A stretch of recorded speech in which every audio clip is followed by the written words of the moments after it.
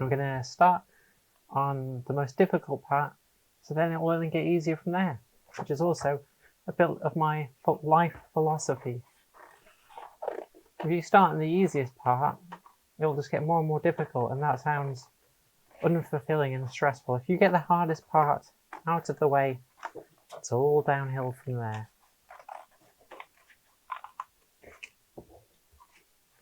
I do that at work, and I do that in my personal life. I organise all of the tasks I do so that I do the most difficult tasks first.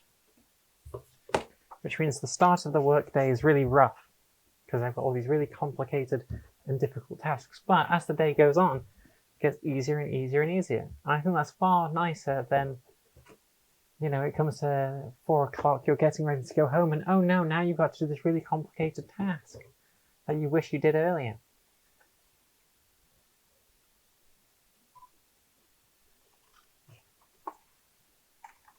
I'm going to be cutting this out with a mixture of scissors and a craft knife. So areas like this, where there's an inline which curves outwards, or inwards I guess, I'll cut this out with a craft knife instead. I hope everyone's having a nice day. I was meant to be working on the castle you can see in the background. If I switch the cameras, you can probably get a better look at it. In the background, I have a whole set lined up for some filming that I was meant to be doing today, but I had to do a bunch of really boring paperwork, and that ended up taking up a lot of my time and my mental energy. I don't want to be, you know, drained and tired and sleepy and working on a client project. I want them to have the best of me, not the worst of me. I love your work. Oh, thank you so much.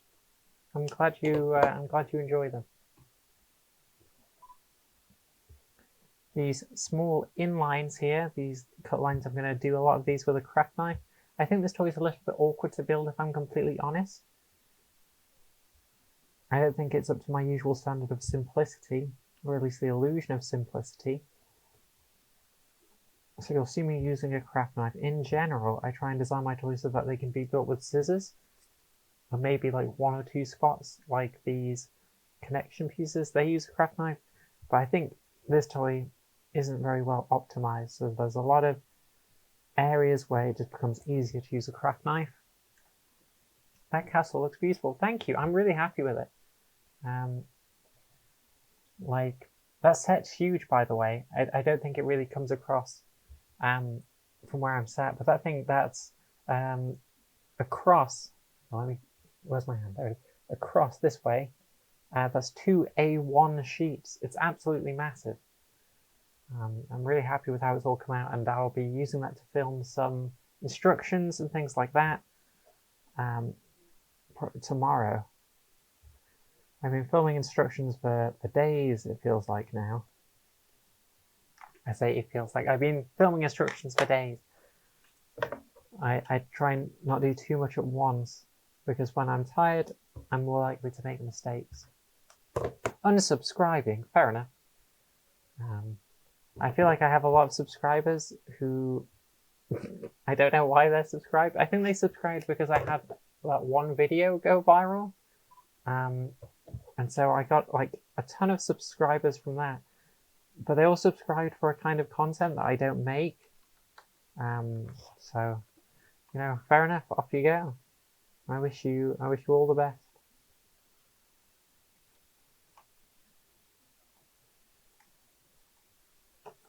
I don't want you getting notifications for things that you don't enjoy.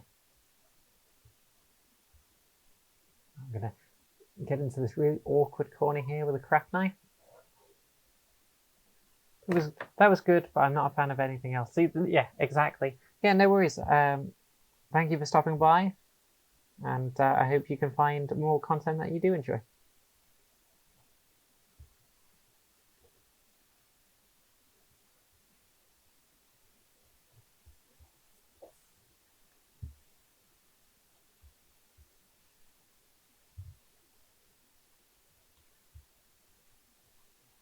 I imagine it is a bit of a whiplash. You see someone do a funny little meme video and then you check out the channel and it's just me talking about the intricacies of paper engineering, probably not what you're in the mood for.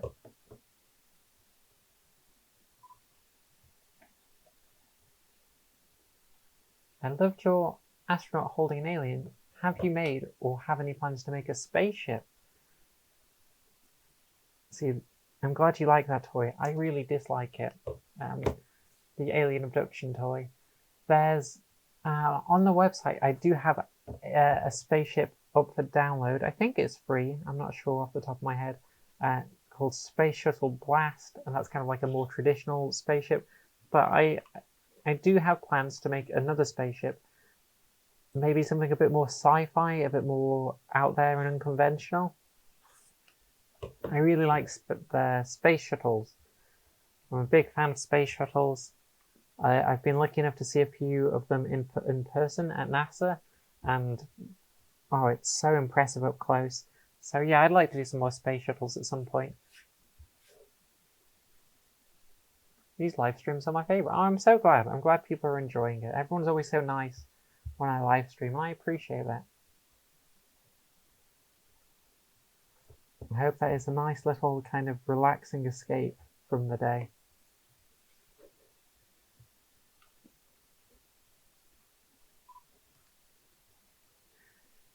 See, this is a little bit awkward because these are curved lines that I'm going to be trying to cut with a craft knife. And in general, you want to use a craft knife to cut straight lines, not curves. So I'm just going to take my time and go a little bit at a time, and you'll notice, instead of it being a fluid motion, like you might expect when you're trying to draw a curve, I'm going stopping and starting and stopping and starting.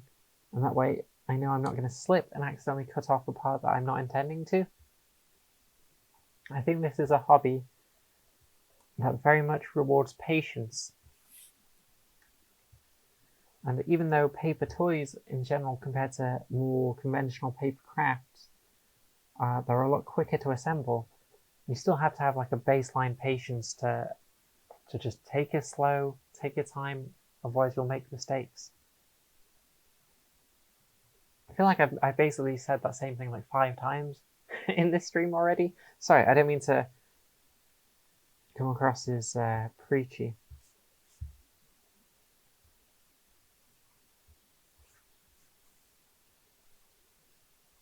I think the older I get, the more I see the benefits of taking my time on things.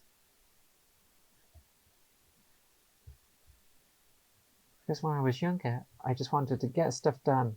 And I think that benefited me at the time. I think when you're young and you have the energy to do that, and you basically have nothing to lose because, you know, you don't have any, you don't have a reputation, you don't have like a proper career yet. You just want to go, go, go. You want to get everything done. You want to get it all out. You want to make as much as possible. You want to move on to the next thing. But now that I'm a bit older, I'm a bit more senior, it really benefits me to take my time and do things properly. Because if I rush, and occasionally you will still have to rush, you can see the difference in quality. I mean, some days you'll just have like a really good day, and even when you're rushing, a toy just kind of falls out of you and all the stars align and you make something brilliant, but that's not necessarily replicatable. And when you're doing this professionally, when you're doing this for a living, being able to replicate things, being able to do something every day in and out is a more valuable trait than being able to do something really good once. People like consistency, and you need to be able to be consistent in a professional environment. I don't know if you can see it on the stream, but the end of this craft knife is getting slightly bent. I can sit and colour for hours. I love colouring with coloured pencils. There's a lot of books now that are they're like stress relief meditative books that are basically just colouring books, and I think that's great. I feel like for a while there was stigma. If you catch me hunching, it's because I'm trying to get a better angle on this. There was a bit of stigma against adults doing things like colouring in, because that's for children. But there's a reason we enjoy doing that as kids. And there's not necessarily a reason to say we wouldn't also enjoy it as adults. I think sitting and colouring in can be really relaxing. I just find it a bit boring personally, but that's because I would rather be drawing things that other people could colour in. I don't necessarily find colouring satisfying. You can see that I'm doing the brunt of the work with a craft knife, and then these curved areas, these more detailed areas, I'm going in with the scissors to finish them off. I don't actually have to be too tidy here, because this tab ends up being covered by the trunk later on. But because I'm filming this for an instructional video, it has to be at least presentable. If I was just building this for myself, I would be, I'd be in there chopping away. Okay, now I'm cutting curved lines. I'm taking my time, and you'll notice that instead of trying to go around entire structures, I'm instead curving around a little bit and then trying to get to the edge of the page so that way I can cut it out in smaller chunks. Because the smaller the chunks I'm cutting out, the smaller the mistakes I can potentially make are.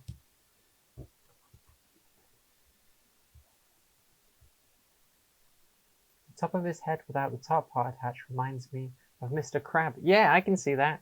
That was that was meant to be an impression. SpongeBob, me boy, I've lost my mouth. I'm not very good at impressions, as you may have guessed.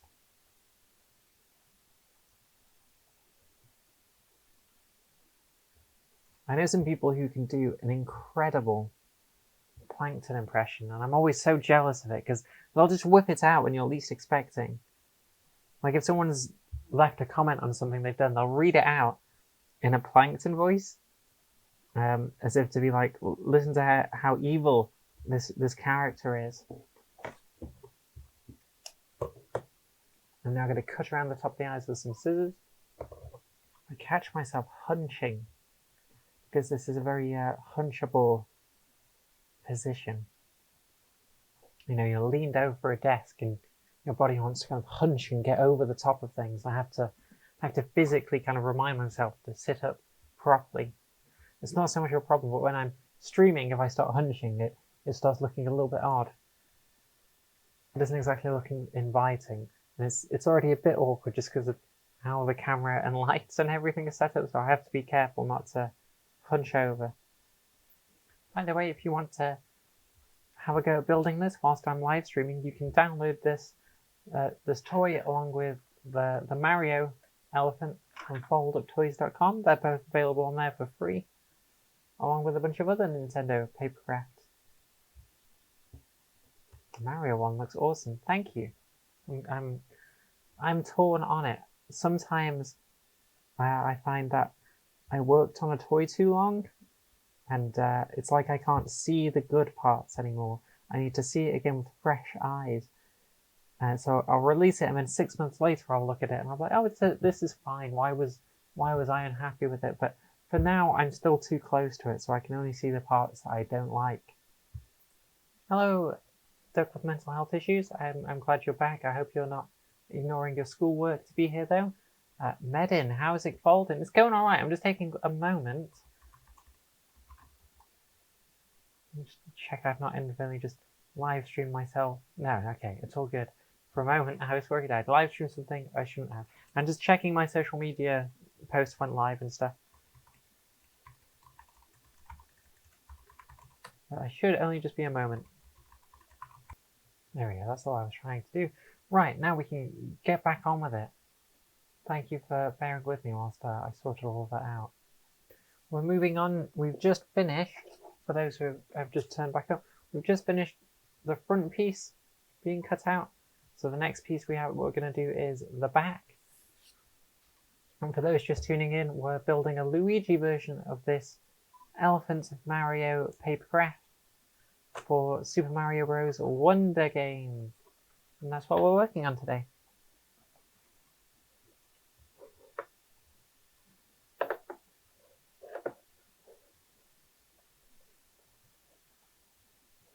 I have another question. How did you learn to make papercraft models? Did you learn by yourself, or are there classes or something? That's a good question. I'm self-taught, and I learned by looking at all the other people making paper toys in the urban paper boom, and then slowly over time just kind of learning how to do it myself. I don't use 3D software. I just do all the maths the old-fashioned way. I just figure it out as I go. My big inspirations are Matthew Hawkins, Marshall Alexander, and Shin Tanaka. Huge fans of their work, especially Marshall's work. I think Marshall's has the most obvious influence on my own. I think there are classes where you can learn paper engineering techniques. It's mostly for things like packaging. Or maybe there's also some fine art courses out there, but I am self-taught.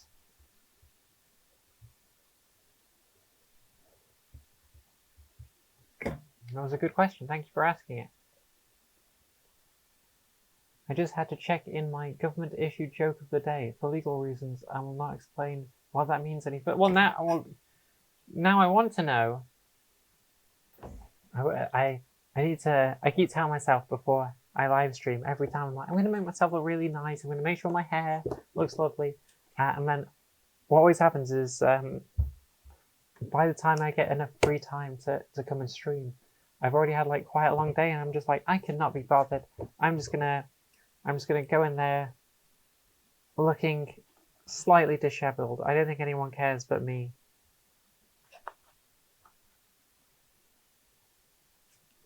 I just have very wild hair, and if I don't do a very particular set of things in a particular set of orders, it goes absolutely wild.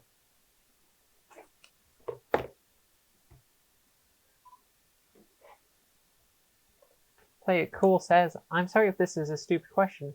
What is the worst paper cut you've ever had? No stupid questions on this stream, friend. Good question. I don't know. But that's mostly just because I don't keep a record of them or anything. But I've cut myself quite badly before.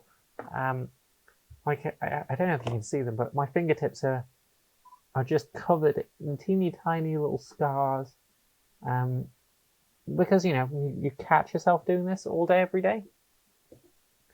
I think the worst one I got, I cut it really deep right in the edge, and it just would not stop bleeding. It bled for like an hour, and it was one of those things where I just had to keep changing the bandage and stuff.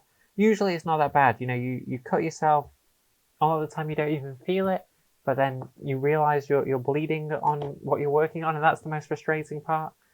Because you're like, oh no, I got blood on what I'm working on. I'm gonna have to do it all again. But you put a plaster on and it's fine. But this one, it just wouldn't stop bleeding. But not worth going to the hospital or anything. So I guess nothing that bad. I once got a paper. It wasn't. I don't know if it's a paper cut. See, here's the thing. You're talking about like paper cuts. But I am talking about like craft knife cuts that I get whilst doing paper. So I guess those are different things, aren't they? With paper cuts, I once was getting a ream of paper. So it's not like one sheet of paper. It's like a stack of papers, and I was picking them up to put in my drawers, which are above my desk up here. And then they kind of slipped down, the ones in the middle, and I got like 4 paper cuts right across my hand, and that really hurt.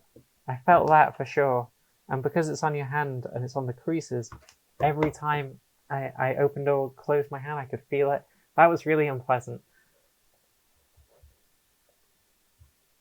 Between my fingers, right where they attached my hand. Oh yeah, paper cuts are unpleasant. I feel like I'm just numb to them at this point. Like it comes with the territory. I get more frustrated if I get any blood on my work. Which makes it sound way more hardcore than it is as a job. It makes it sound like, I'm like fighting off a bear to make a toy. And I put blood, sweat, and tears into these toys. Often literally. I'm just going to move because I keep hitting it and it sounds like I've got like a symbol in my room. I just got a pink slip in my mail from the state that said I have to make one joke a day or they will get the dogs. I don't know who they are, but I don't want to find out. That's ominous. That's terrifying.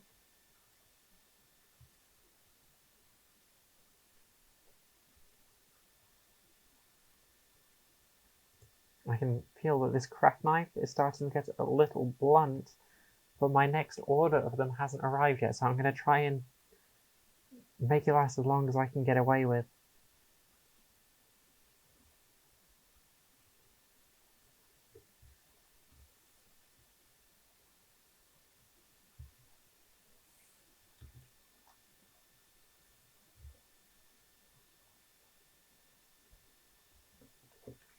I need to stop.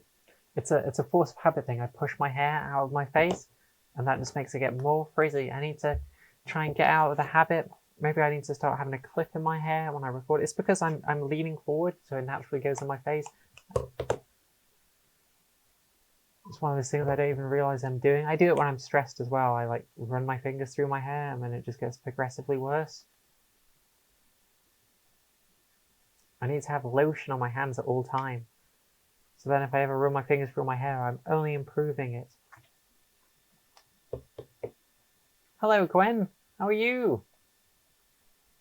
I don't want to say too much because we're on a live stream, but I saw your post on Facebook about the trains, and I'm very excited for you.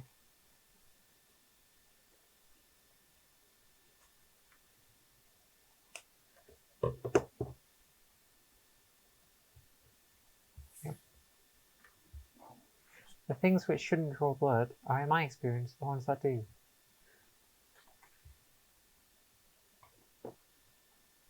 I feel like the wounds that don't draw blood often hurt more. It's like the more visible the injury, the less it actually hurts. And then you'll really, really hurt yourself, and you'll just have nothing to show for it. And then you look like a big wuss, but when you're like, oh, it hurts so much, because it doesn't look like there's anything there. It's like if you fall over and you get a big, chunky bruise on your leg. At least you can point to that and go, oh, look how bad this bruise is. But sometimes you'll like hurt yourself, and it's just the worst. And then there's just nothing to show for it.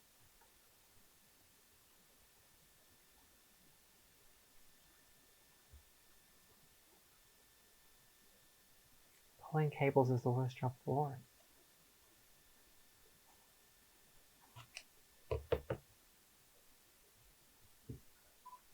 See, I'm in a slightly awkward predicament with my hands, where because I film so many instructions and social media videos now for the client projects I work on, I'm kind of a little bit of a hand model. I have to keep my hands looking somewhat nice. You know, not perfect, but presentable, so that I can be on camera with them. So every time I hurt my hands now, I'm like, oh no. Like the other day, I think it's all healed up now. The other day I caught my finger on the rim of a can. Really hurt. I cut myself. But I wasn't, it wasn't the end of the world under normal circumstances. But I was booked in to be filming instructions all day. And I don't think the client would have been too happy if I'd have handed in a video and I had a big gash on my finger. I have to instead just be like, sorry, you're going to have to wait a couple extra days for this to heal. And it also means, like, if I want to paint my nails, I have to, like, keep that into consideration. Because I used to quite like painting my nails and stuff. But now I'm just very aware that a client might not want that in the video. So I have to kind of have these clean, presentable hands, which is very difficult when I spend so much of my day, rummaging in the guts of my printer or doing craft projects where I'm getting covered in glue and burning myself on soldering irons and things. Okay, I need to change the knife on this because it's getting too dull. How would we see these videos? Good question. A lot of them go up for clients. A lot of them are not public yet. Hang on, I'll bring it up. I've got this lovely set in the background for a series of videos I'll be filming. I think they'll end up on YouTube and stuff eventually. Oh, my last craft knife. But it's not for me to say. It's completely up to the client. So I'm not sure where you'd see them, if I'm completely honest.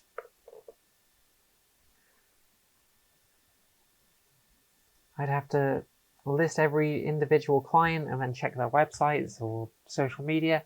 I'm not sure.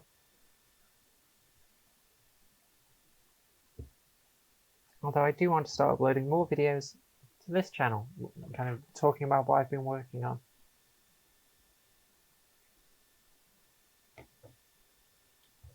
My brother recently broke his toe when he accidentally stubbed it. Ooh. I've broken every toe. Every single toe I have broken. Most of my fingers I have broken.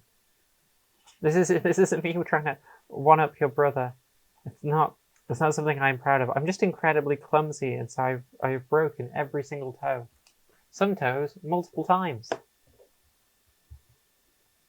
This is going to send me down a spiral where I find out about people who had fatal injuries that came from band-aids.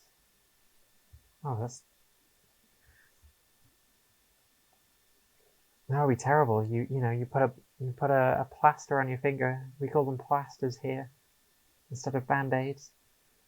And then that's the thing that takes you out. That would be terrible. I guess if you were allergic to one of the ingredients, like, do they have latex in them, maybe? Because I'm sure there are probably some people who are allergic to them. The setup in the background got a "Don't hug me, I'm scared" vibe. I think it's more accurate to say "Don't hug me, I'm scared" has a child-friendly vibe. And then, of course, it becomes dark and scary. So this just has a normal child-friendly vibe because the product is marketed at preschoolers. So, but I can see where you're coming from for sure.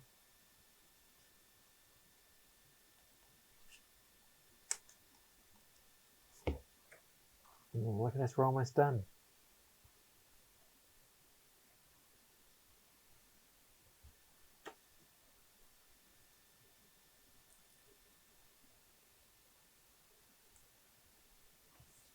There we go. I'm just going to knee stamp these edges a little bit. Then we'll move on to the next part. I like how everyone in the chat is now just talking about horrific injuries they've had. It's taken a bit of a dark turn.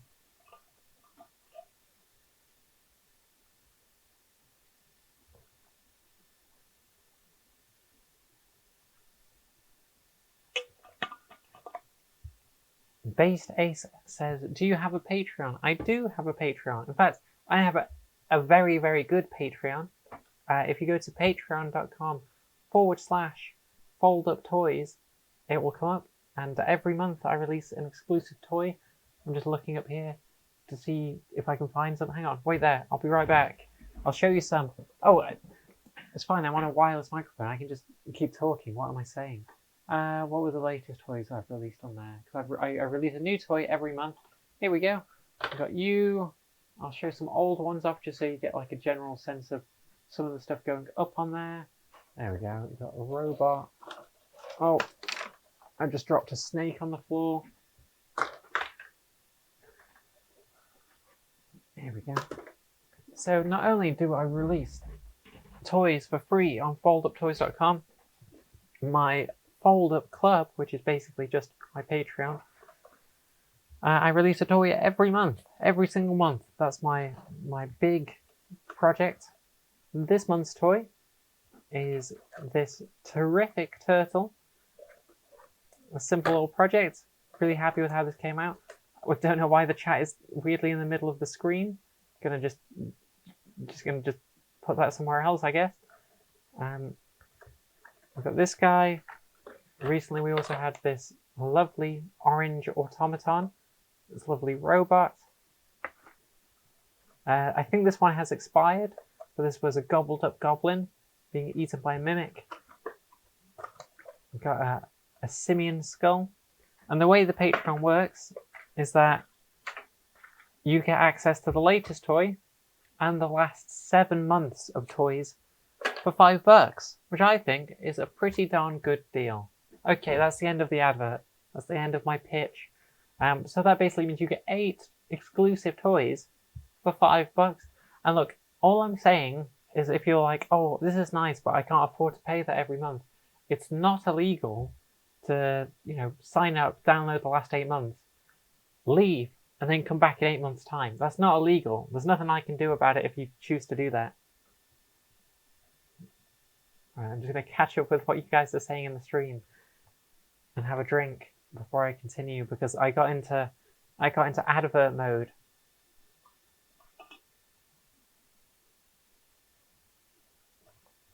Rhiannon Davies, have you thought about setting up a Ko-fi as well? I think I set one up and then didn't do anything with it, but that's a good idea. I should set something like that up. I should leave options open so that if people want to support me, they can, rather than limiting it needlessly.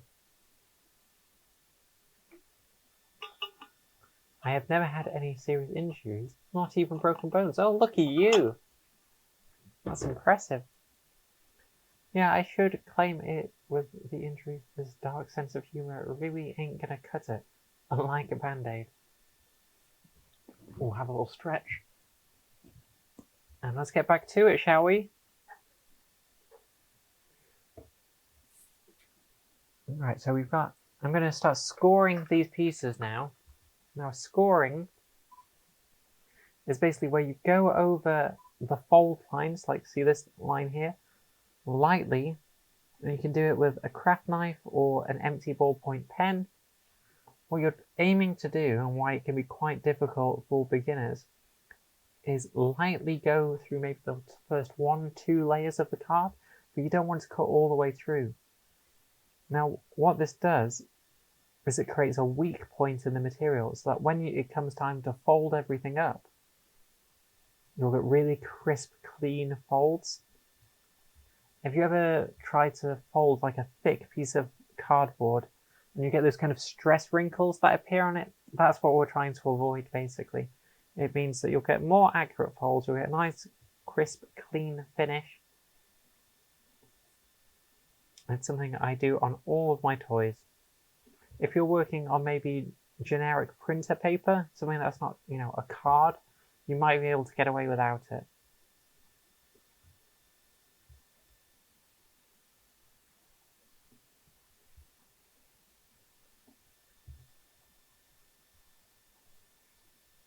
Now, as you're scoring, you might lose track of which fold lines you've gone over and which ones you haven't.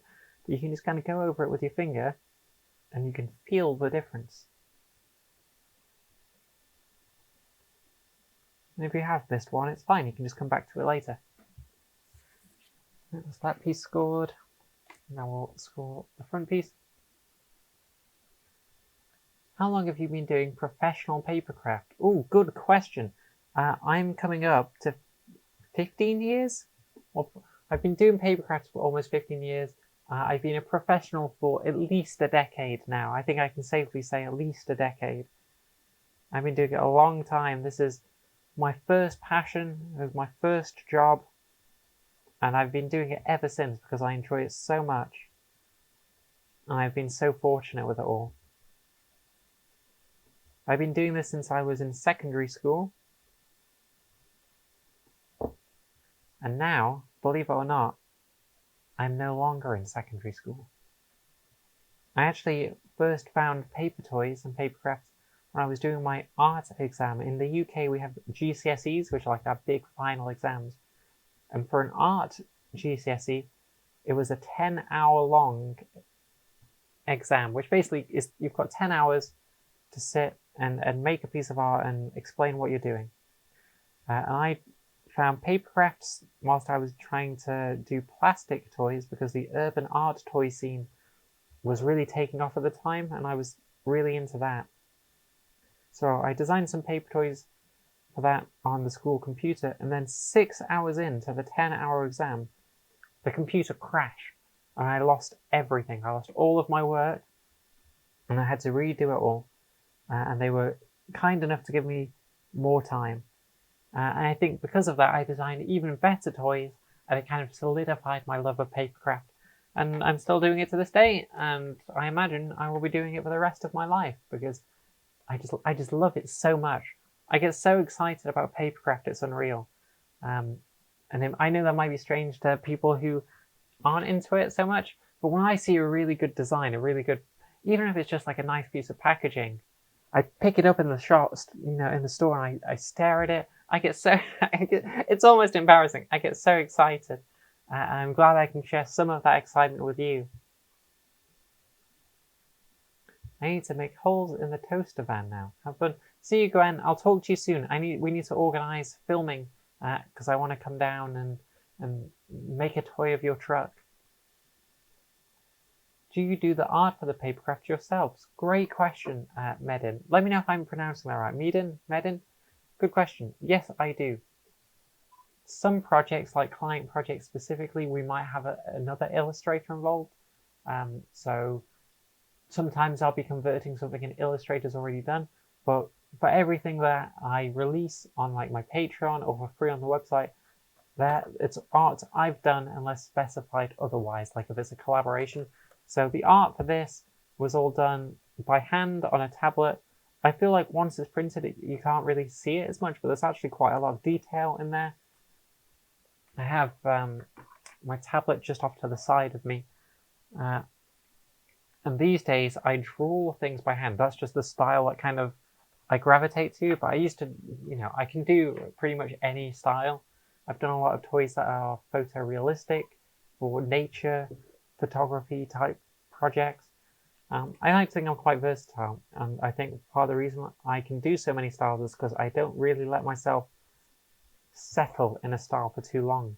Although I will say I've been doing illustration a lot recently because I've just been enjoying it.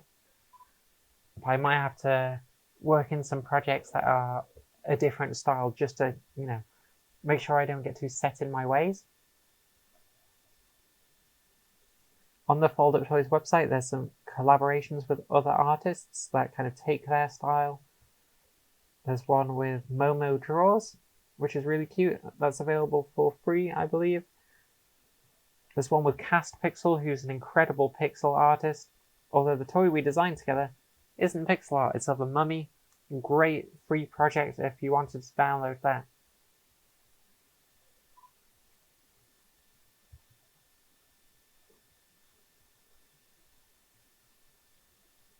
I wonder if they call college tertiary school. I really love your work. It's great listening all of your passion. Thank you. Sorry, I said I'm not. This isn't. Here's another thing. I feel like I'm just sharing all these embarrassing facts with you. I'm not very good at reading. I'm not very good at reading aloud. It's a habit. I'm just not very good at it. I feel like my brain's too busy processing the words to speak the words at the same time. So I apologize if I stumble over my words when I'm reading your messages. If you hear me muttering what you've written, it's because my little brain can't do both.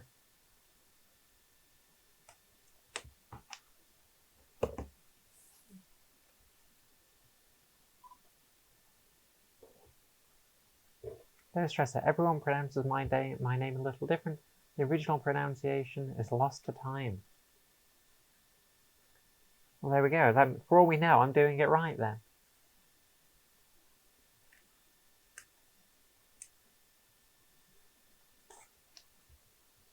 You can see I'm switching back and forth between the craft knife and the scissors quite a lot in this project because I didn't optimize the lines very well. We're currently building one of the arms, which are simple. They have 2 tabs to make the arm and a third to attach it to the body. It uses a technique called inverted pyramids, which sounds really complicated, but it basically just means that here you can see there's 4 fold lines that intersect, and although you can't see it because it's not there, if we were to continue the shape on, it would be a pyramid that then folds back in on itself, and that's how I was able to achieve the shape without adding more tabs. This isn't a very good example of that technique, if I'm honest, because you can't really see it, but it's one of the techniques I use most in my work. I think it's definitely one of those kind of signature techniques that if you were to try and spot toys I designed in the wild, that's one you could keep an eye out for.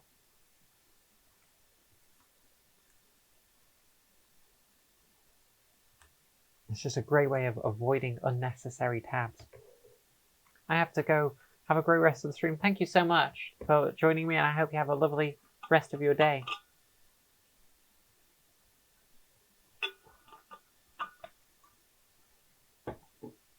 I'm going to score this hand whilst we're here, so I don't have to come back to it later.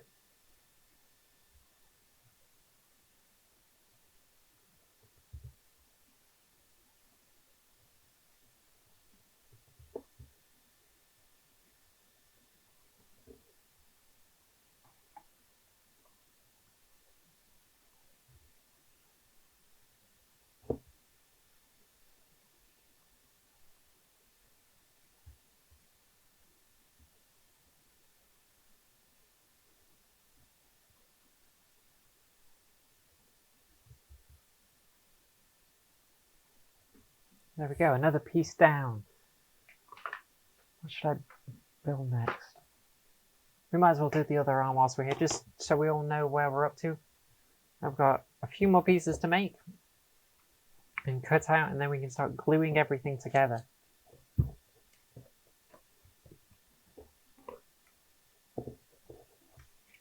I'm looking at the time, and my other half will be finishing work soon, so I need to decide if I'm going to keep streaming or if I'm going to go cook dinner for us. I should probably cook dinner for us. I feel like that should be the priority.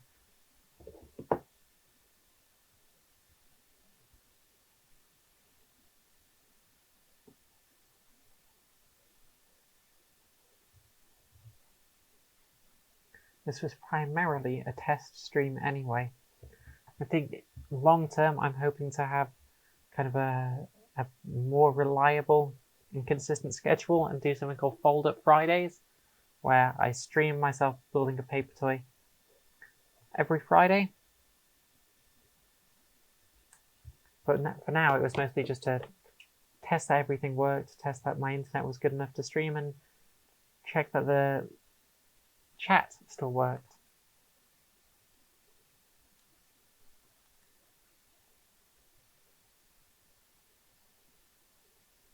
Because it took me quite a lot of work to get a YouTube chat function to work this way. Did you manage to clean that stuff off of your cutting mat in the end? Good question. No, I didn't. The mats were just stuck with it. I managed to get a good amount of it off, so it's not as noticeable. But it's still there. In the end, I ended up just buying new cutting mats. So in my office, I've got two cutting mats off to my side here, which are how I use for photography. I've got this cutting mat on my desk, and then behind me, on that photo set, behind everything, there are two A1 cutting mats, which I also use for video content and instructions and larger scale projects. So no, I didn't in the end, which is really annoying. I have a new rule in the office based on it that when I'm not filming on a mat or photographing with it, I flip it over to the centimeter side in the hopes that I will avoid that problem again in the future.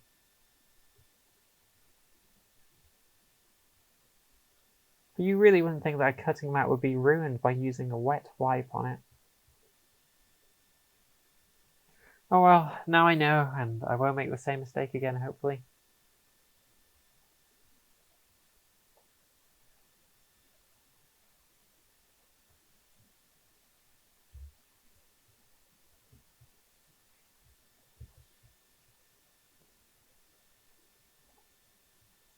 Oh, do you use the inch side rather than the centimeter side? Yes, for filming I use inch, and then for just working in general I use the centimeter side on the back.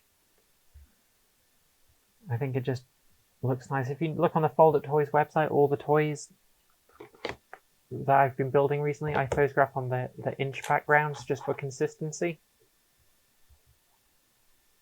Because if you photograph or film against the centimeter grid, the grid's too small, It's too fine and it can look a bit funny through a camera. It looks a bit noisy and busy.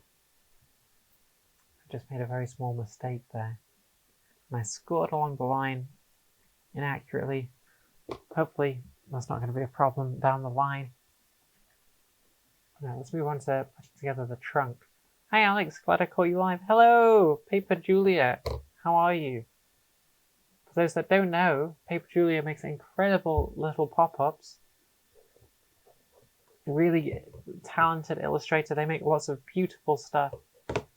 Their social media posts specifically are like gorgeous. They're so clean. They're so polished.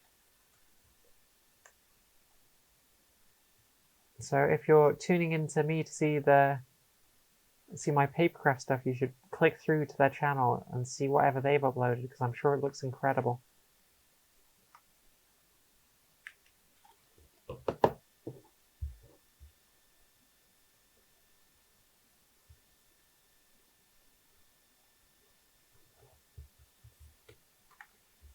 Once again, you can see I'm switching back and forth between the craft knife and the scissors, because this is an awkwardly shaped part. I am having to kind of use the craft knife on curves, which isn't really recommended. Ideally, with a paper craft template or a paper toy template, you kind of want to optimize the outlines so that they can be done in sections where it's, a natural pause. For example, if you come to the end of a line, that's a good place to kind of switch between curves and solids and straight lines, because that way someone could kind of naturally either take a break or kind of switch hands and it's not halfway done. There's still this sense of progression with every cut they're making, but I didn't optimize the template very well, so I'm having to swap between the two a lot in a way that kind of makes it take a little longer, makes it feel a little less free-flowing. I try to view the template design and the building process as a theatrical event. If you imagine it like a movie, you want to have this kind of nice flow to it, and then you want to have nice little surprises along the way, like papercraft gimmicks, or this kind of like, oh, this whole section folds back on itself and now it's an arm. You want to have these nice little surprises, and I feel like this template, because it's made up of so many pieces, it just doesn't have any of those. It's very much like, oh, I'm doing a chore to get to the end point, which is this papercraft of an elephant. Whereas usually I try and make the templates a bit more engaging. So you never have that moment of, oh, this is taking a while. You never want to make it feel like a chore.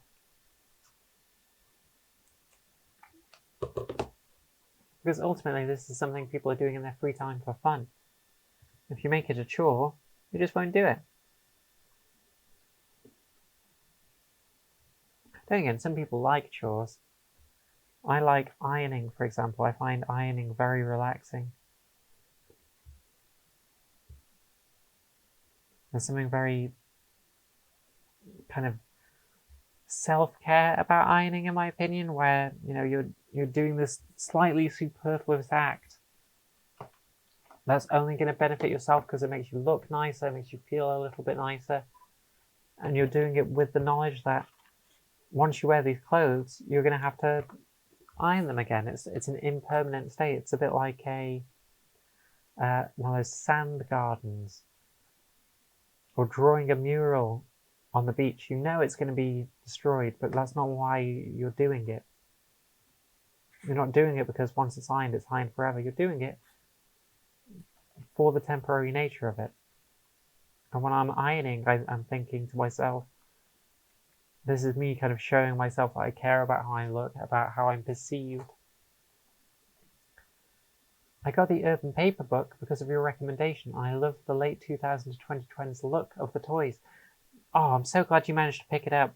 Urban Paper is such a good book. I think that was the first book I ever bought for myself, ever, in my life, because I was a baby when it came out. I was so excited for it. I feel like it's aged really well in a really nice way. Like you say, it's got this kind of late 2000s vibe. It has this, the late 2000s had this vector art feel to it, where everyone was kind of using vector programs to make new shapes that were kind of more free-flowing than had previously been allowed or easily made. And so everything feels like street art. And it has this kind of Japanese pop feel to it all. It's lovely. There's also just a lot of edginess in there, like the Nice Bunny stuff in general. I don't think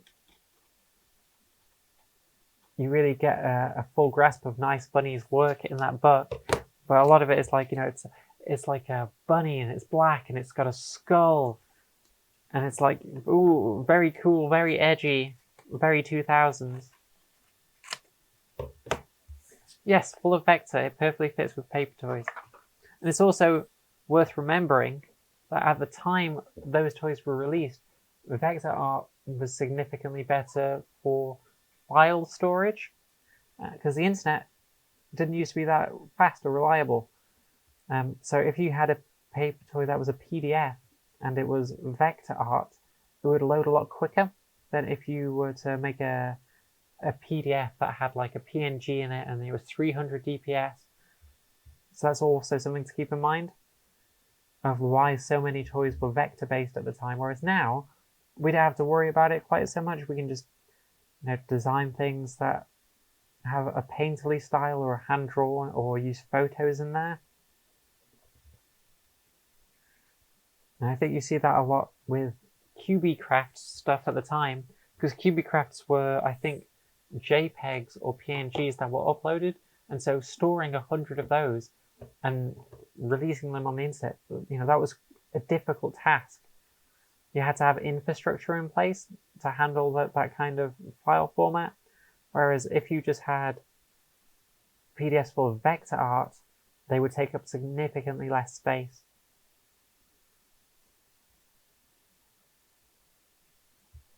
A lot of my toys back in the day were also vector based. I used to design all my toys using PowerPoint 2003. And it was only in the last, 5 years that I switched over to using Photoshop and releasing things as PNGs. I used to design them in PowerPoint specifically because that's what that's all I had access to. But also that meant that I could put them out as PDFs and they'd still be vector based. Rhiannon Davis says, I remember those days. As a teenager, I did a bunch of art in Flash rather than Photoshop because I got on so well with vector. Oh, I used to love Flash. Before I became a paper toy designer, I wanted to be an animator. So I spent a lot of time in Flash making a character who was like this melon ninja. I feel like everyone was obsessed with ninjas for a period, and I was no exception.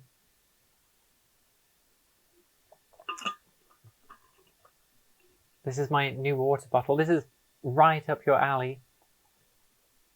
Absolutely adorable. It makes a lovely noise as well.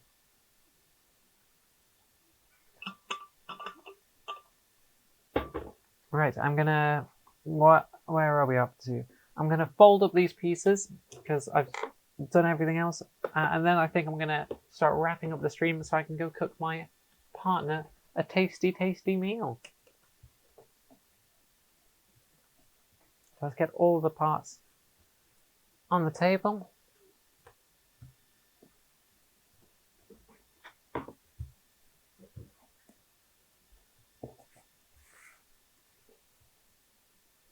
I've got to make it look presentable.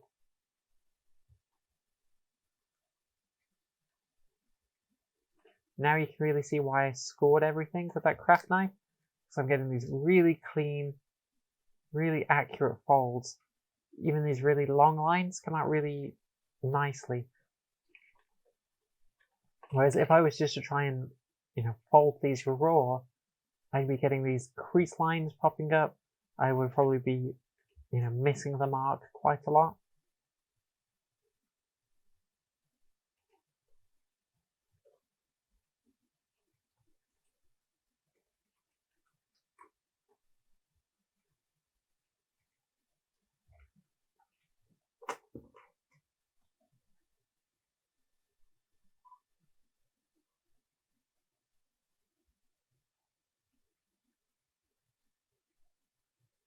You'll also notice that for folds that fold upwards instead of downwards, I fold them downwards first and then fold them upwards to try and prevent creasing.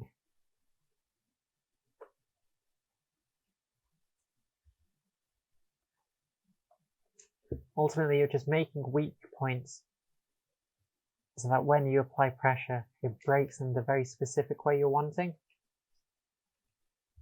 Oh, like for example here on the hat, I just missed this fold line, so I'm just going to score it like so. And then I fold it downwards first and then up to try and prevent any creasing occurring. And for these really small sections that fold inwards, I'm going to use a craft knife to just get in there and apply the pressure. You see, I made a mistake just now. I accidentally cut that face, but that's fine. This all gets covered by the trunk in the end. There we go. And that's that piece done.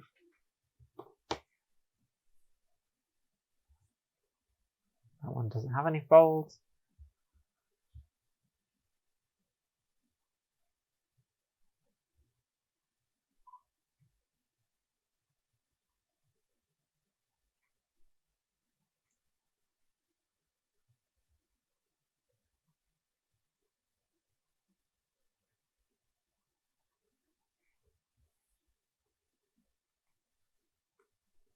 These arms have these 4 fold lines here that intersect. Let's get that in focus. And so to make sure I get all those, I fold it up, I fold it back, and then I kind of just squeeze the sides, and you can see as I squeeze these fold lines, they move upwards. And so that way I was able to create this kind of nice 3D pillowed curve only using 2 tabs. You can get away with just using 1 tab usually. If I wanted to have a more discernible shoulder.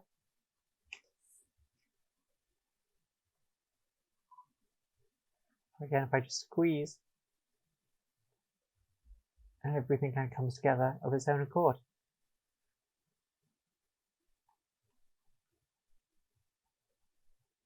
Inverted pyramids like that are a great way to add curves to shapes with minimal tabs.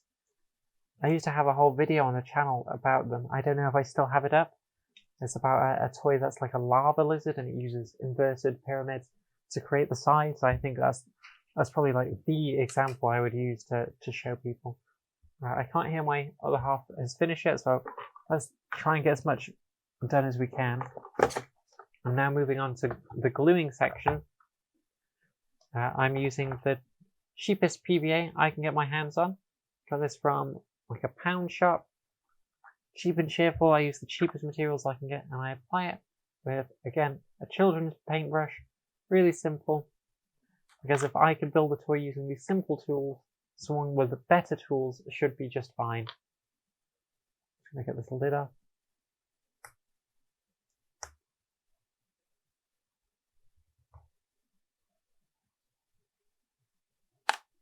I try and design for the lowest entry point. Now my hand's covered in glue. Honestly, most of my favourite tools are the cheapest. Me too. I feel like the more money I spend on a tool, the less I end up using it. I don't know if you can see it. No, you can't because there's a piece of paper over it. But I have a cutting machine. I think similar to the one you have. Mine's a K&K dual head thing. Really expensive. Spent a lot of money on it. And I was like, this looks great. I'll never have to cut out a toy again. I never use it because it takes so long to set up. It takes so long to calibrate. Meanwhile, you know, all my other tools, they cost like £2 and they've lasted for years. Right. Let's start with tab 1.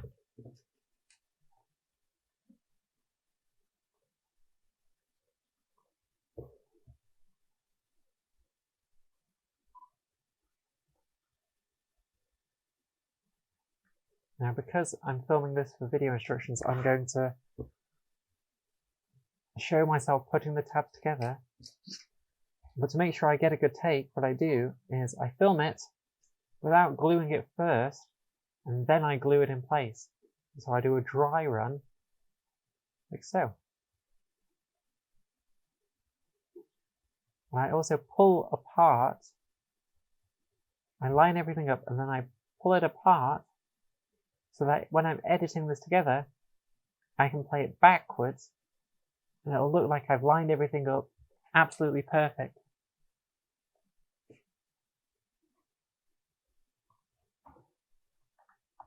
Once you know that I do that, if you ever watch any of my TikToks or anything, you'll notice that's how I film everything. I film it in reverse so that everything lines up. Oh, you do the reverse takes as well! Grey minds think alike. They used to do that a lot in toy adverts in the 80s. Like they'd plonk He-Man into his battle chariot or whatever. And if you looked really carefully, they're filming it backwards. The child is taking the toy out. So that way when it's played in reverse, it lines up perfectly. And it looks like a perfectly smooth motion. Right, because it's perfectly aligned, as you said. Yeah, really convenient.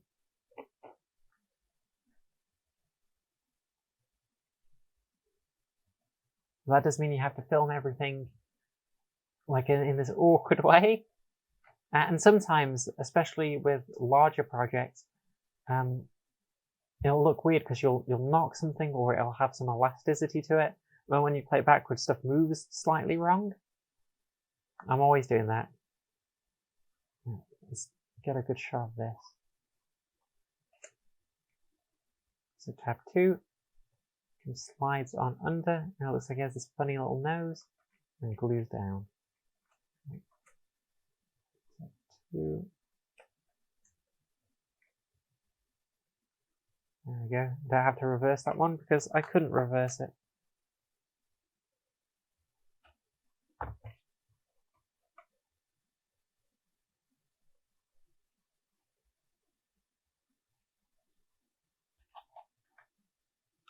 Am I using the wrong glue brush? I might be. I've got like so many used glue brushes on my desk. I need to have my monthly glue cleaning. I remember noticing that trick on TV. It's subtle, but you can kind of see how the objects have been moved with very little power, if that makes sense. There's a strange floatiness. I feel like once you know that companies and influencers and stuff are doing that, you can really start spotting it everywhere. Yeah, I am using the wrong brush. And it's not a surprise that it's so common because it's so useful. Like now that I tell everyone that that's how I do it, and then you see this light bulb moment, everyone's like, of course, and then they go and do it as well. I feel like everyone who's had to film, like a handful of DIY videos will pick up on that trick.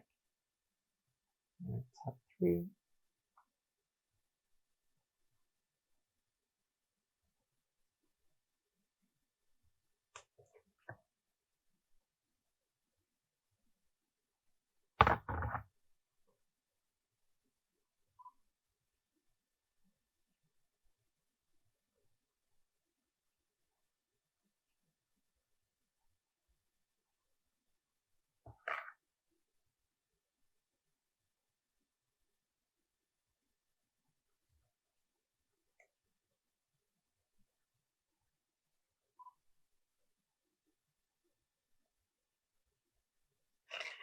Then you attach the trunk to the head using tabs 4 and 5.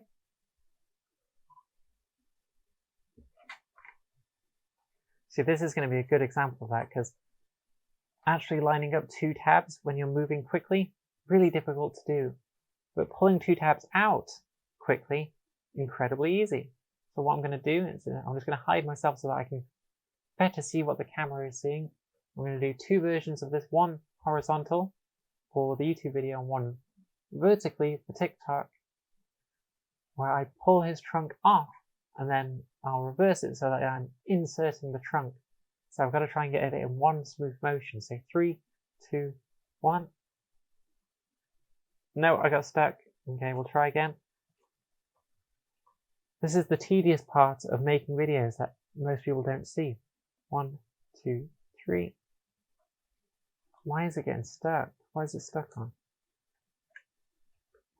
Have I just designed it too well? Oh no. It's too sticky. Okay, we're going to try the old-fashioned way. 1, 2, 3. There we go, that was good enough. That's fine. Now I'll do a vertical one. For the TikTok that I'll never make, but tell myself I will. I always forget I even have TikTok because I don't like the platform. 1, 2, 3. There we go, that was pretty clean. And then I'll glue those tabs in place.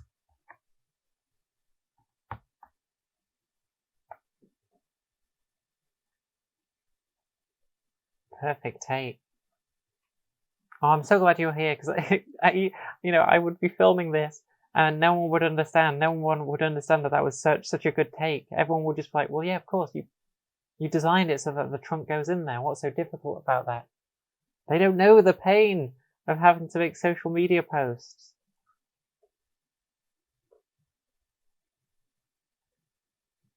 Those 30-second videos that look so effortless, they only look effortless because of all the effort that's gone into them.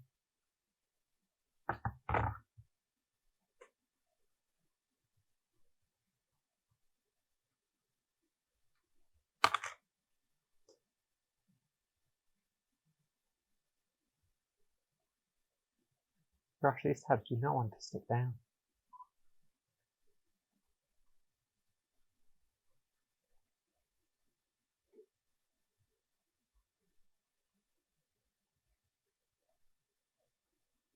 Okay, there we go, the trunk is in.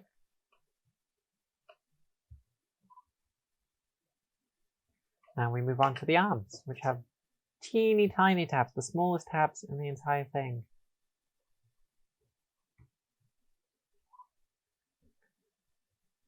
Tab 6.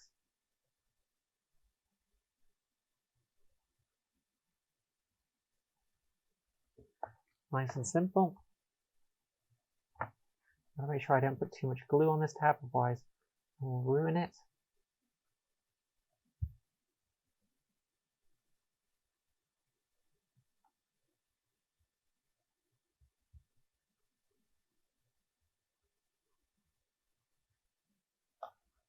I would usually use a little pair of tweezers just to hold this in place, but they are out of arm's reach, and I don't want to have to get up to get them, so it'll be fine. Tab 7 creates the hand.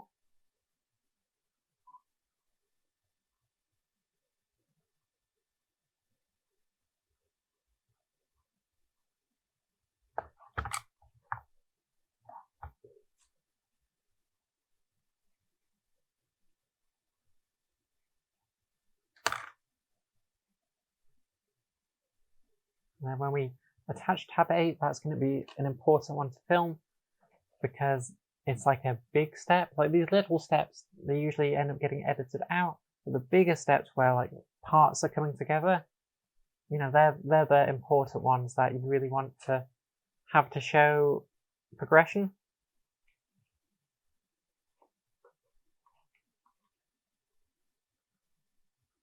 Like so.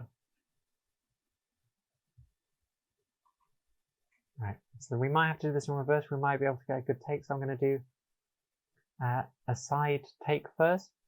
I just saw the tweet, I'm here, and I'm in awe of this baby boy Luigi. Oh, I'm so glad you're here. Thank you for coming, Phoenix. We're making Luigi to join his brother Mario so that they can visit the Flower Kingdom. We're currently filming the video that will show how to assemble this for social media. Right, so this is going to be for TikTok, which is why it's sideways. So I'm just going to switch so I can more cleanly see what I'm doing. And we're going to get a shot of attaching this arm. We're trying to make it look as effortless as possible. So 1, 2, 3. Nope. 1, 2, 3. There we go.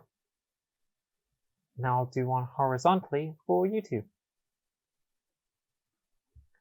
1, 2, 3. Nice! There we go. That's as slick as it's ever going to be. And with that done, I can actually glue it in place. And then I'm probably going to wrap everything up, which I don't know if that's disappointing because I've not finished the toy.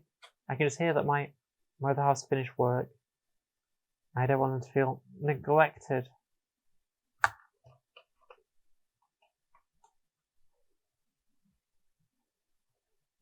I'll tell you what, I think the smart thing to do is I'm just going to go downstairs, I'm going to see how hungry they are and if they want me to cook dinner yet. And if they're not hungry, I'll keep going. Right, so I will be right back. Don't judge my outfit, I wasn't meant to be filming today.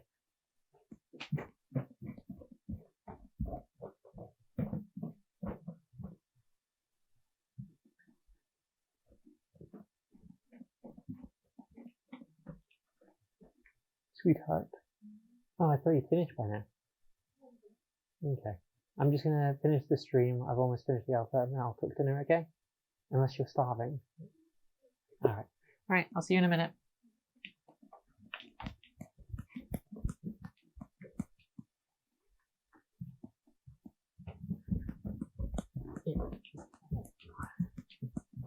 Good news, everybody. I'm gonna finish making this toy.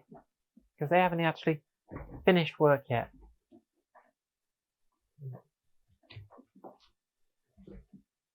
It's been wonderful to see the process up to this point. I'm glad you have enjoyed it. I hope it kind of helped show some of the behind the scene things that people usually don't see. The process is fascinating, yes. I'm glad it's still interesting to see. Right, I'll finish my water and we'll finish the toy.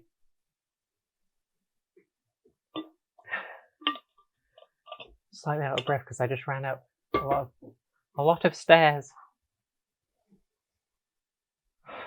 Okay, right. Let's move on to the next arm. Tab number 9 is teeny tiny.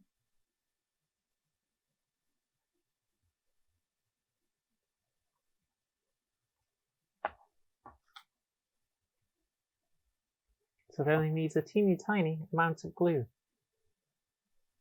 I'm going to be honest, I'm glad I'm going to get to finish this toy on the stream. Even though this was meant to just be a test to see that the chat function worked, I don't want to leave people disappointed and only see half of the building process. That wouldn't be fun. Imagine sitting and watching this video after the fact, and it's half of a Luigi.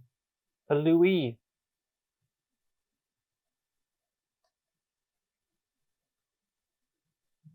Tab 9. Tab 10 makes a hand.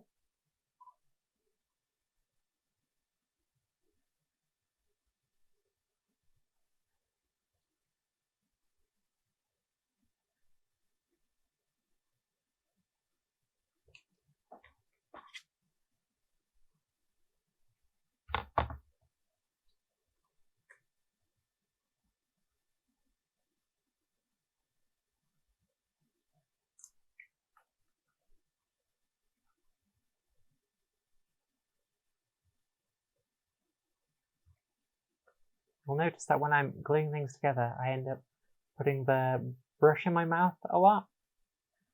It's because the mouth is the third hand.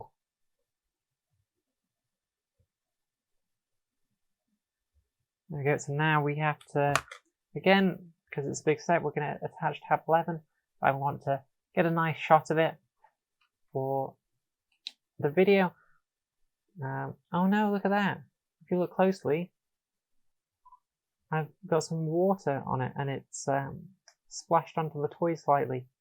That's slightly frustrating, but I can always Photoshop that out, so it's not the end of the world. That's the downside of talking so much, is I'm probably spitting everywhere. Right, okay, let's get a good sideways take of this, and then we'll get a vertical take. Well, this is the vertical, then we'll get the horizontal. So 1, 2, 3. No. 1, 2, 3. No, come on. 1, 2, 3. There we go. Now we'll get the YouTube version. 1, 2, 3. Oh, 1, 2, 3.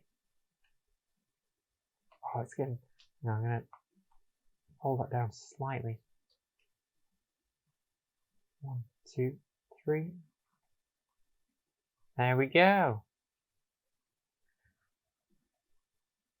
Now that these Mario and Luigi toys are done, the next thing that will be coming out in relation to them after this stream is a nice little video kind of showing all the prototypes that led to the final product, kind of talking about my feelings on it, and the broader topic, because I'm trying to have a bit of a broader discussion in each video, so it's not just me talking about the specific toy, is about how having a shoddy foundation for the shape of a toy will make it really hard to improve that toy, and sometimes you're better off just starting over again, because that's kind of what I wish I did with this toy. I think they've come out fine. I think they look okay, but it was a really torturous process to get to this end product, and I think it would have been a lot nicer if I'd have just started again, if I'd have just been like, okay, this shape isn't working, let's try a different approach, and kind of talking about the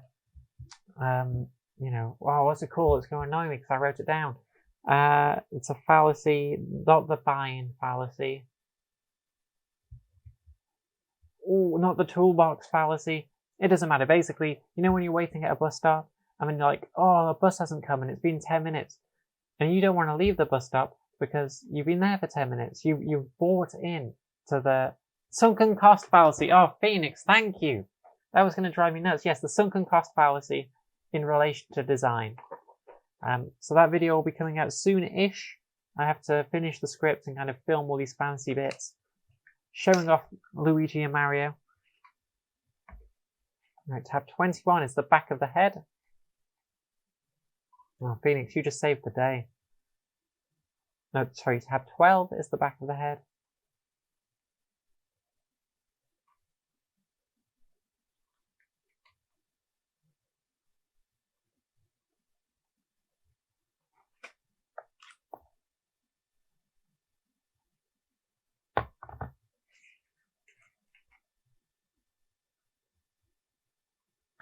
I also just went and bought a new piece of equipment for the office for the streaming situation, which means I will be able to stream myself illustrating in a way that I haven't before, because the way I work and the way I illustrate things are really computer intensive. They use a lot of processing power, and so I basically needed to find a way to have this computer, the one that this stream's running off of, that's all this computer's for, it's just for streaming, plug it into my other computer, so that way this computer can worry about the recording and the streaming and all that kind of processor stuff, which is quite intensive, and then my laptop, which I illustrate on, I can just worry about illustrating and nothing else.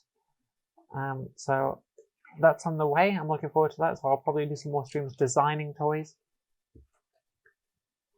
There we go. Now these next two tabs are a little bit awkward because they attach the front and the back, but you've got to get into his armpits. There they are, tab 13 and 14 to do it.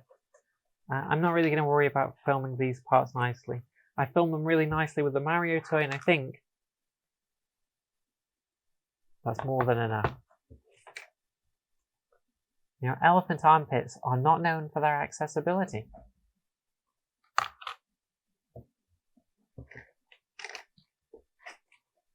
Right, let's zoom out. It's going to be awkward. You've got to line it up under the armpit.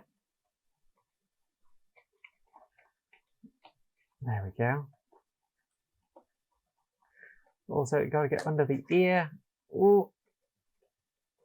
There we go. The good news is, because it's so awkward to get into the armpit, it's also really hard to see. So even if you make a mistake, it's going to be hidden by the arm. And in fact, on the final thing, it doesn't even look like there's a tab there because the arm perfectly hides it. And that was intentional, because I knew this was going to be a difficult tab.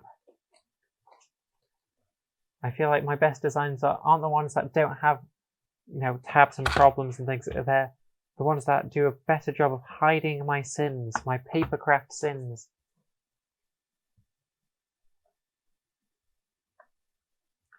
But all toy design has that. They all have seams, they all have joints and things, and the best ones are the ones that kind of incorporate it into the design in a way that either cancel it out or make it a feature, not a bug.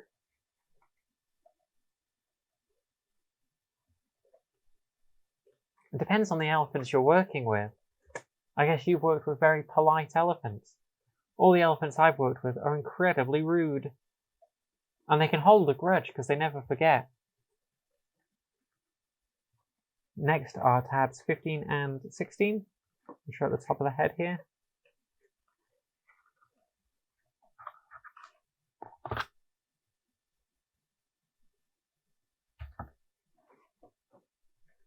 Because of how these ears work, you can glue them in place, but I don't really think that you need to, because the pressure of the page trying to unfold itself will keep everything nice and tight.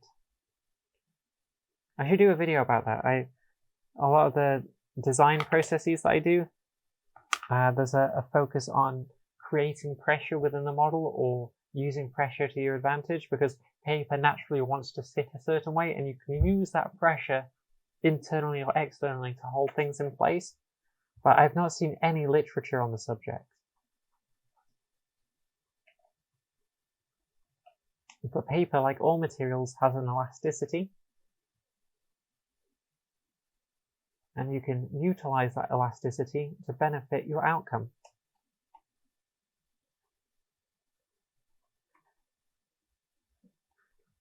I'll see what I can do. I'll try and build a toy that has a really good example of it. I think that's the best way of doing this, is designing a toy that happens to use these features in a really noticeable way, and then make a video about the subject. So then you can kind of illustrate it a bit more, because a lot of these things are really hard to explain non-visually. So if I have a toy that has like a really strong internal pressure, and then that internal pressure allows certain things to happen later down the line, that's probably the best way of doing it. Plus that way people can download the toy and test it out for themselves.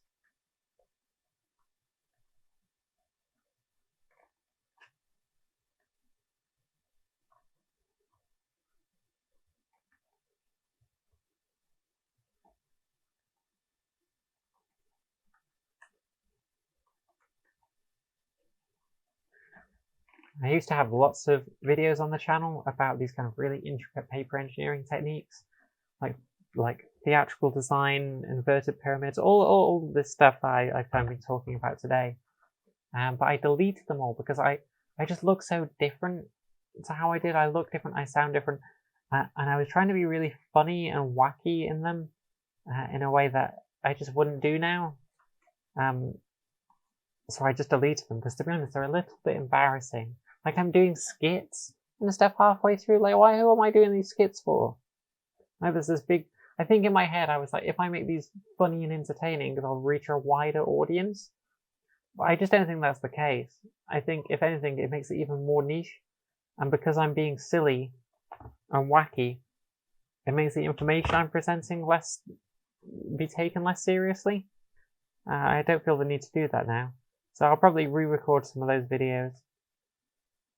I think especially the video about building papercraft as a theatrical event, because I think that was an example of what I'm talking about, where the toy itself is like a brilliant example of it, and so the toy does most of the teaching. I don't have to really explain things quite so much.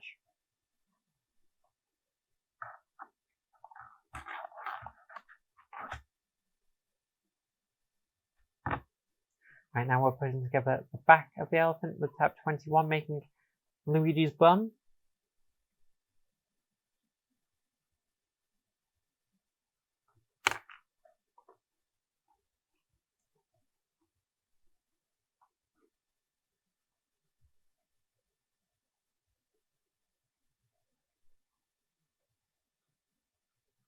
And these side pieces fold around and attach to the front.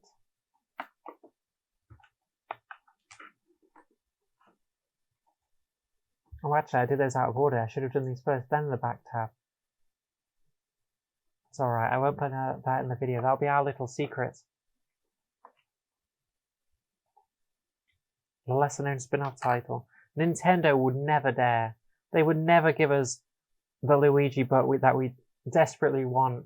The Luigi but we need.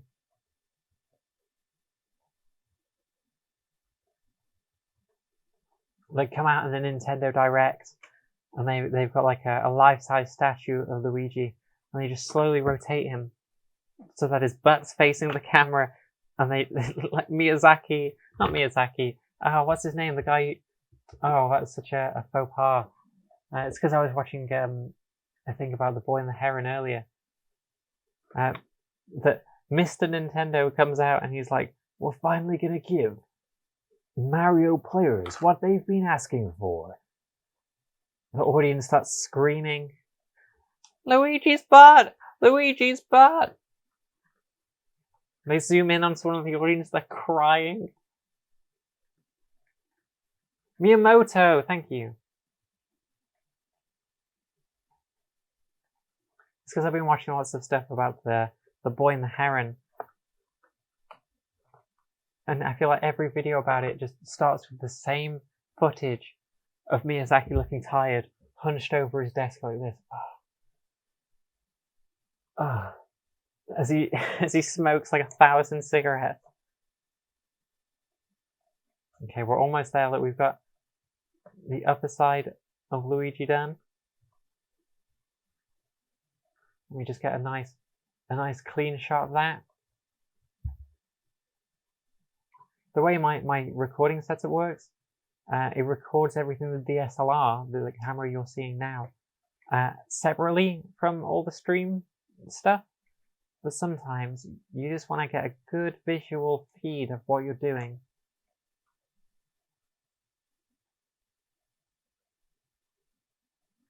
We'll make sure everything's lined up and in focus. Right, now we just got to add legs.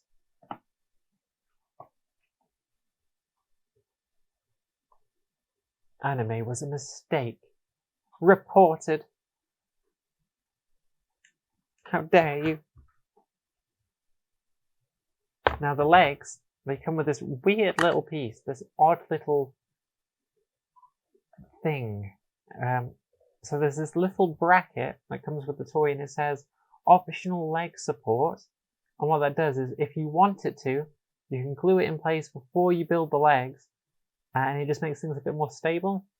I don't think you actually need it if I'm honest. But the end result is that this piece here doesn't wobble. That's the only difference it makes. Oh, you're okay. Fair enough. You're doing a quote. That won't save you when I take you to court. That defense will not hold up. I'm not even like one of those people who watches anime. I exclusively watch videos of people tidying up. So that's all that does. This is all this one little piece does. I just thought I would include it because I thought it was better to include it and not need it than to want it and not have it.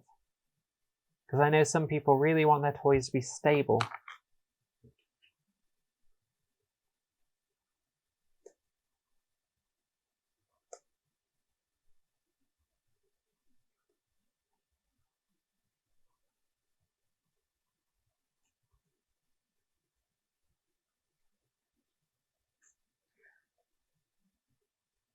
I don't really watch many of the modern Ghibli films. I watch Spirited Away all the time. I loved that as a kid and I love it now.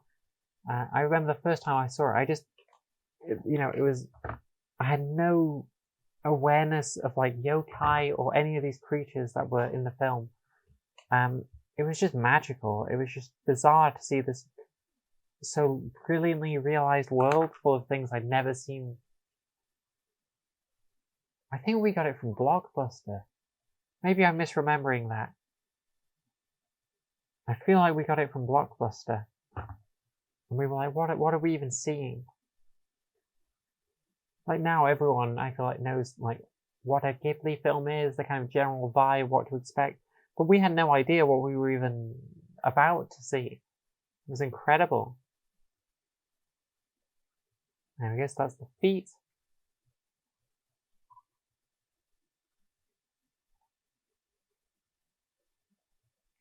Now again, I'm going to get some nice footage of me attaching the feet to the body.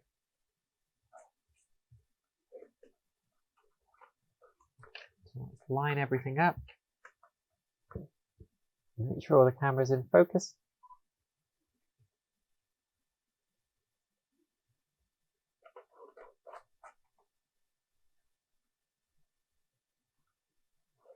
Do another take. 1, 2, 3.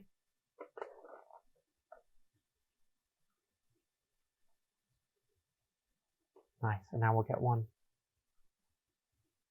horizontally.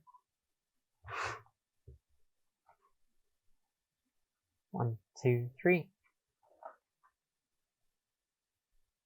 Let's try that again. 1, 2, 3.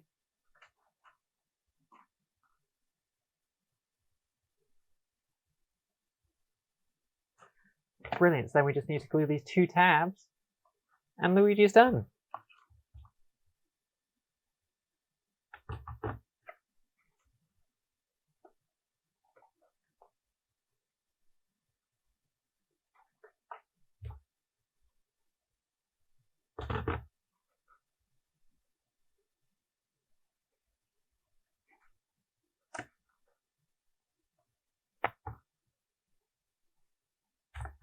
Hooray!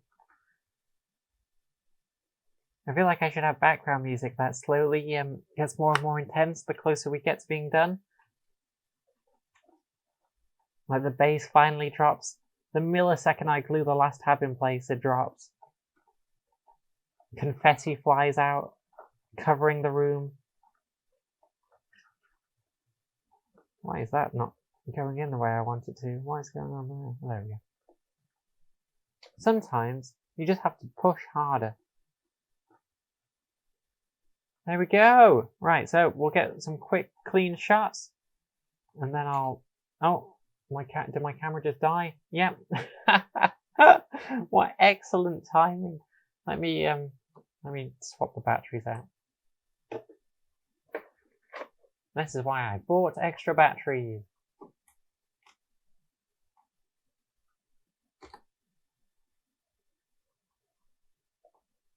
There we go. We'll just pretend that didn't happen and get some nice clean shots. And that'll be for TikTok. Zoom in a little bit.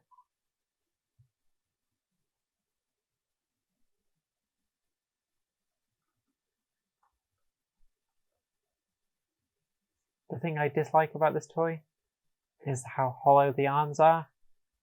But it was already getting too complicated, so I'd had to cut my losses.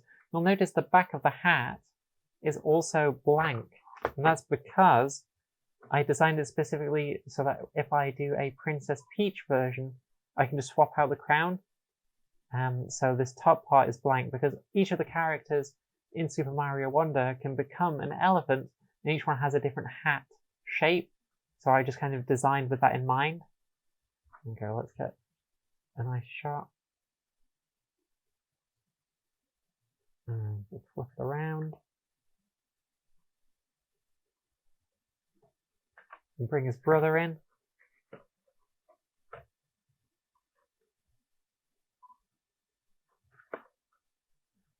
Hey Mario, we gotta go save the Flower Kingdom. Luigi, I'm dying. Luigi, it's inoperable. They say there's no cure. What are you talking about, big bro? We gotta go on pipe-based adventures and save the princess. Luigi, I'm tired. Luigi, I love you. It's time you took over the family business of a hooping and a hollering and jumping. I'm tired, big bro. I gotta rest. I gotta get my affairs in order. Big brother. Oh no. Oh no, say it ain't so. Right, I'm gonna grab the other Mario boys I have on my desk. I'm gonna put them all together, and then I'm gonna go cook a tasty meal. There you are. Say that again, so I can film it. You can take off Mario's hat, and you can put treasures in there, like used blades. There you go. That's a little treat for me for later. So here he is next to Elephant Mario. This is the inoperable lump on the back of his head. Don't worry about that. We also have this. This was released for Mario Day. It's a little squished Mario. It's called Got Thwomped. So you can have him on your desk, being splattered. And then, unrelated but slightly related, we have Chubby Kirby from Kirby's Dream Buffet and Luigi, Elephant Luigi. So they can hang out and be friends. How exciting.